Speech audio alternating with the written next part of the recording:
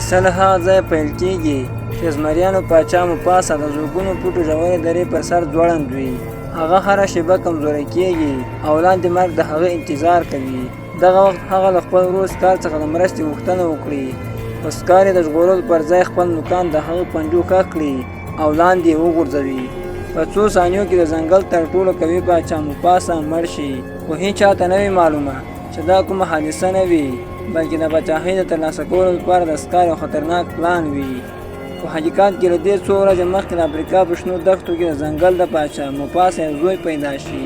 ټول حیوانات د مفاسا د زوی د لیدو لپاره روان وي. مفاسا په خپل زوی باندې سیمبا نوم کېږدي.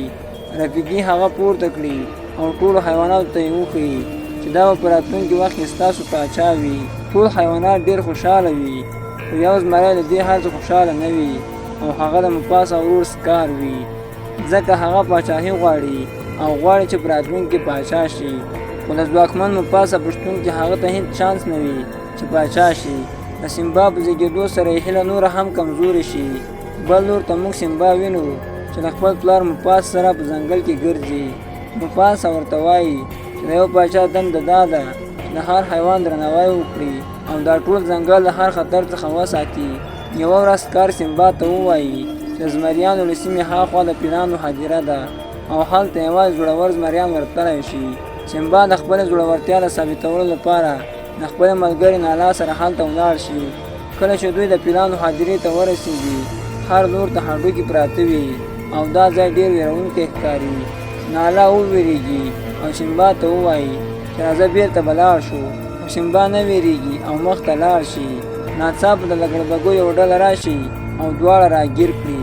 سیمبا ورته ووایي چې زه راتلونکی پاچا یم، خو لګړبګۍ پرې وخاندي. کله چې هغه خوري، دغه وخت جاجوره ورسېږي او هغوی ته ووایي چې که تاسو سیمبا ته کوم زیان ورساوه نو مفاسا به تاسې ټول مړه کړي. خو لګړبګۍ د هغه خبره ونه مني او کله چې پر سیمبا حمله کوي نو سیمبا او نالا وتښتي. دواړه په تنګو غارونو کې منډې وهي، خو لږ وروسته دواړه د هرې خوا راګیر کړي. دغه وخت مفاسا راورسېږي او په خپل تاکال د لګړبګۍ له هغه ځای وشړي او سیمبا او نالا وژغوري. کور ته په لاره مفاسا سیمبا ته مهم درس ورکړي. هغه ته وایي زړورتیا ښه ده، خو بې ځایه ځان او نور په خطر کې اچول زړورتیا نه بلکې ناپوهي ده. بل خوا سکار د لګړبګیو ځای ته راشي او هغوی ته وایي چې له تاسو څخه هغه دوه ماشومان څنګه وتښتېدل. خو د لګړبګیو مشر شینجو ورته وایي چې مفاسا راغی او هغوی یې راڅخه خلاص کړل. بیا سکار هغوی ته ووایي چې که تاسو له ما سره مرسته وکړئ چې مفاسا مړ کړم، نو کله چې زه باچا شم تاسو به د دې سلطنت هر څه لرئ، هر څومره ښکار چې غواړئ کوئ به یې او هېڅکله به د خوړو کمښت ونه لرئ. لګړبګۍ د دې خبرو په اورېدو خوشحاله شي او د سکار سره یو پلان جوړ کړي. بله ورځ سکار سیمبا ته ورشي او په چل ورته ووایي چې راځه زه به داسې یو ځای در وښیم چې پخوانیو زمریانو هلته د غږ تمرین کوو او زه غواړم چې ته هم دلته د غږ تمرین وکړې.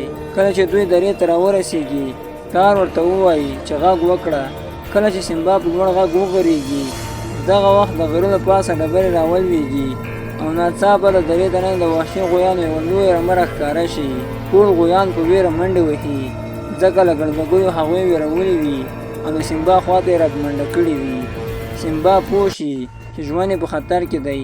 هغه د ځان د ژغورلو لپاره منډه کړي، خو د غویانو رمه ډېره تیزه وي، نږدې وي چې د غویانو د پښو لاندې شي. په دې وخت کې سیمبا د یوې ډبرې څنګ ته ځان ورسوي، خو خطر لا هم ختم نه وي. په ډېره سختۍ هغه ځان راوباسي او یوې وچې ونې ته وخېژي. بل لور د سکار د مفاسا څنګ ته ورشي او هغه ته وایي چې سیمبا په خطر کې دی. مفاسا سمدستي د درې خوا ته ورشي. کله چې هغه هلته ورسېږي نو هغه وویني چې سیمبا د غویانو په منځ کې بند پاتې دی. مفاسا پرته له فکره د خپل زوی د ژغورلو لپاره د غویانو منځ ته ورټوپ کړي. هغه څو ځله ولوېږي خو بیا هم مخکې روان وي. په همدې وخت کې سیمبا هم له هغه ځای وغورځي او د غویانو منځ ته ولوېږي. مفاسا په وروستۍ شېبه کې هغه په خولو کې ونیسي او یو خوندي ځای ته یې ورسوي. خو دغه وخت مفاسا یو غویی له ځان سره درې ته واچوي. مفاسا د درې له دیوال د پورته کېدو هڅه وکړي. سیمبا پورته ولاړ وي او خپل پلار ته وایي چې پلاره ته کولی شي پورته شه. مفاسا نږدې وي چې د درې سر ته وخېژي. دغه وخت سکار ورسېږي مفاسا له خپل ورور څخه د مرستې غوښتنه وکړي. اوسکار ورته ووایي چې ژوندی دې وي پاچا، او خپل ورور له دیوال لاندې وغورځوي. سیمبا یوازې دا وویني چې پلار یې لاندې ولوېد، خو په دې نه پوهېږي چې دا سکار وغورځاوه. کله چې غویان لاړ شي نو سیمبا د خپل پلار خواته ورشي. مفاسا پر ځمکه پروت وي. سیمبا هغه په پنجو ووهي او هڅه وکړي چې هغه راویښ کړي، خو مفاسا مړ وي. کوچنی سیمبا د خپل پلار پر بدن څملي او په ژړا شي. په دې وخت کې سکار راشي او سیمبا ته ووایي چې دا ټول ستا له امله وشول. که ته دلته نه وای راغلی ستا پلار به ژوندی وای. که ستا مور او ټول زمریان پوه شي چې څه شوي، دوی به هېڅکله تا ونه بخي. ته باید له دې ځایه ولاړ شي او هېڅکله بېرته را نه شي. سیمبا د خپل کاکا په خبرو باور وکړي.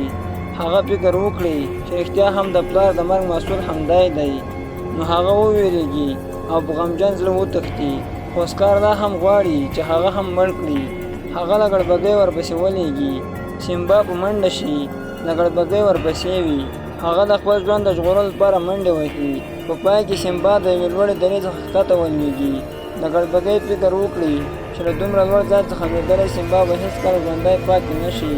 نو هغوی هغه پرېږدي او له هغه ځایه لاړې شي. ګرانو کتونکو، دا د کیسې لومړۍ برخه وه. آیا سیمبا به ژوندی وي او که مړ، او د پلار بدل به واخلي او که نه؟ دا به د دې کیسې په دویمه برخه کې وګورو. که مو ویډیو خوښه شوې وي نو ویډیو لایک او چینل سبسکرایب کړئ. ډېره مننه.